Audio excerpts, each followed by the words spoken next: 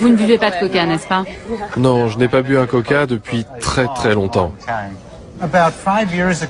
Il y a 5 ans, il a été prouvé que le colorant caramel contenait un élément cancérigène. Ce que les fabricants de ce colorant font, c'est qu'ils prennent du sucre, y ajoutent de l'ammoniac, puis des acides, et mélangent le tout à haute pression. Ça crée la couleur caramel, mais ça crée aussi de nouvelles molécules. L'une de ces molécules est connue sous le nom de 4-MI. Dernièrement, des études ont démontré que ce composant provoque des cancers chez les animaux et très probablement chez l'homme. L'État de Californie a dit à l'industrie du soda qu'elle serait obligée de mettre un avertissement sur leurs boissons tant que celle-ci contiendrait ce composé. Ça causerait quoi comme cancer, ce colorant caramel? A priori, cela provoquerait la leucémie.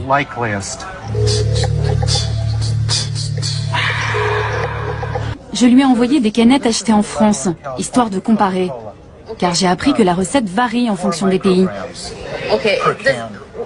Et en ce qui concerne la France, ça veut dire que le niveau qu'il y a dans les canettes que je vous ai envoyées est supérieur au seuil fixé par les Californies. Voici la limite californienne. Elle est désormais de 29 microgrammes pour une canette. Les canettes françaises de Coca-Cola classique contiennent, elles, 79 microgrammes, soit plus de 2 fois ce seuil autorisé en Californie. Et les 2 canettes de Coca Light dépassent presque 3 fois cette limite. Donc, si par exemple ma canette française qui contient 79 microgrammes de MI4, je l'avais achetée en Californie, qu'est-ce qu'il y aurait écrit sur la canette? La Californie exigerait un avertissement sur la canette du genre « Ce produit est, selon l'État de Californie, susceptible de provoquer des cancers chez les animaux ». Ce ne serait pas une bonne pub. Si 50 000 personnes consomment un Coca-Cola une fois par jour, cela provoquerait un cancer à l'une d'entre elles, soit un cas sur 50 000.